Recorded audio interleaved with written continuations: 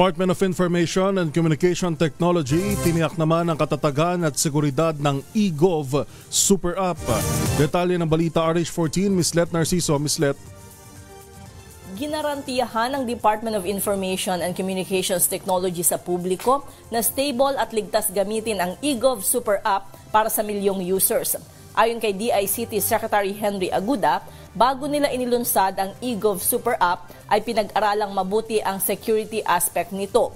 Ang eGov Super App ay isang unified platform na nagsisilbing online one-stop shop para sa higit 40 serbisyo mula sa local at national government. Layo nitong gawing mas madali, mabilis at accessible ang mga transaksyon sa gobyerno. Sabi ni Aguda, patuloy nilang pinaiigting ang mga hakbang para masigurong hindi maaantala ang operasyon ng app, lalo't ginagamit ito para sa mahahalagang serbisyo. Utos-anya ni Pangulong Marcos na tiyaking hindi magkakaaberya ang serbisyo, lalo na kung nasa halos 80 milyong Pilipino na ang gagamit ng naturang app. Ito si Let Narciso para sa DZRH, una sa Pilipinas, una sa Pilipino.